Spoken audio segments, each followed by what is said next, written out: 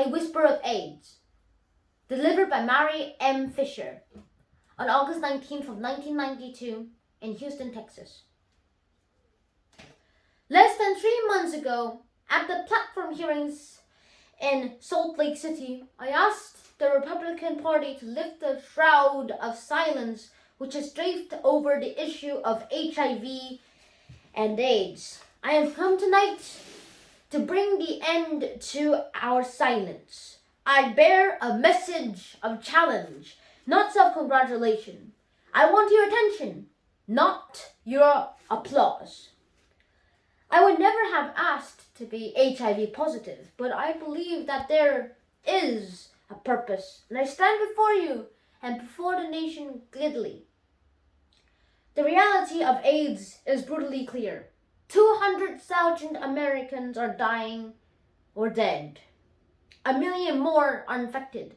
Worldwide, 40 million, 60 million, or 100 million infections will be counted in the coming few years.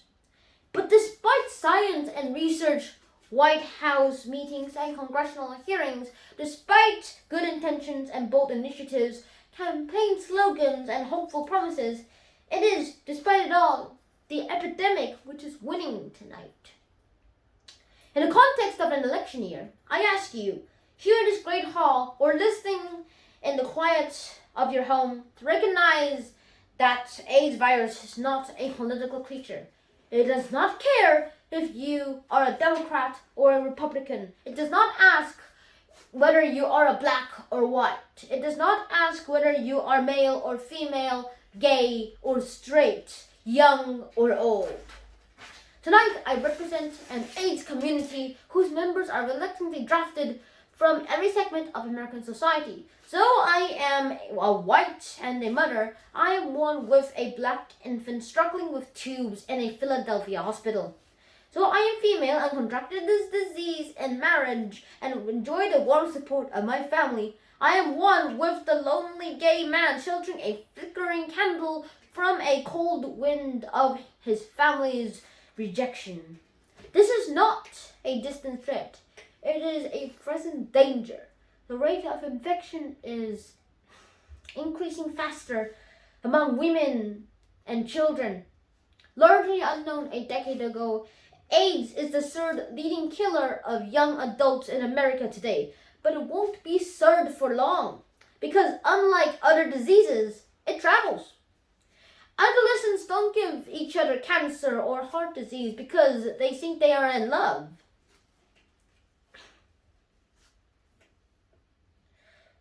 But HIV is different, and we have helped it along. We have killed each other with our ignorance, our prejudice, and our silence. We may take refuge in our stereotypes, but we cannot hide in there long, because HIV asks only one thing for human attacks.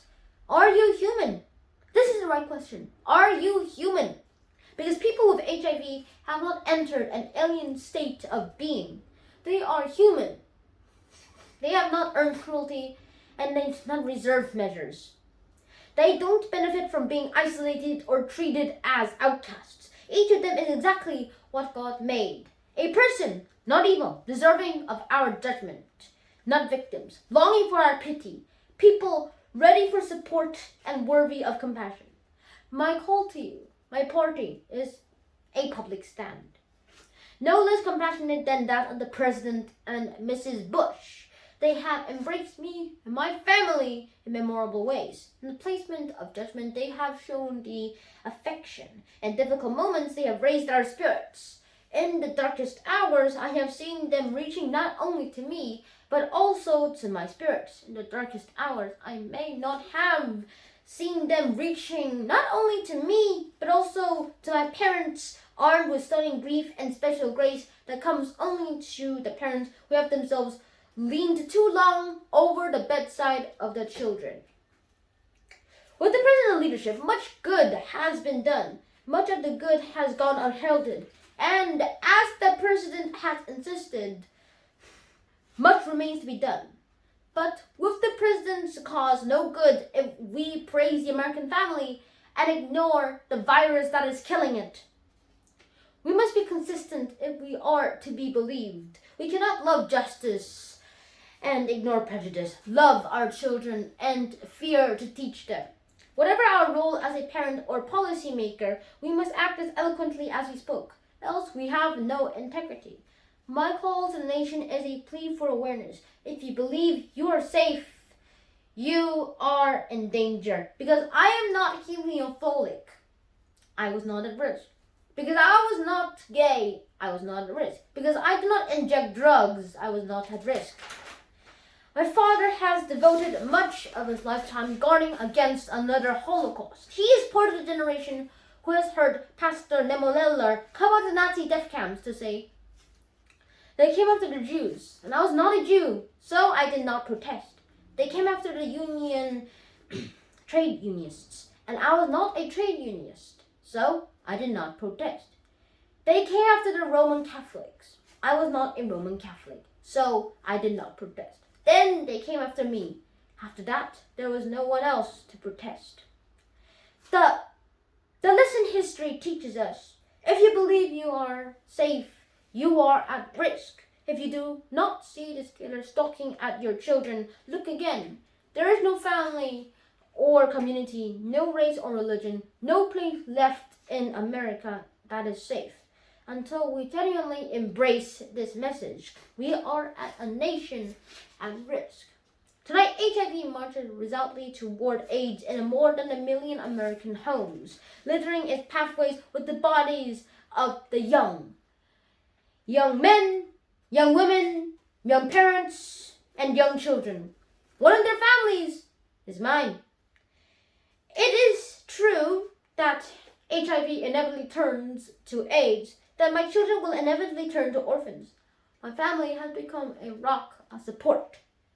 My 84-year father, who has pursued the hearing of the nations, will not accept the premise that he cannot heal his mother. My mother refuses to be broken. She still calls at midnight to tell wonderful jokes that makes me happy. Sisters and friends of my brother Philip, whose birthday is today, all have helped carry me over the hardest places.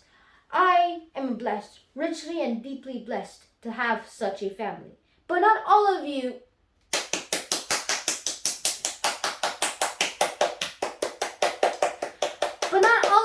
have been so blessed. You are HIV positive, but dare not say it.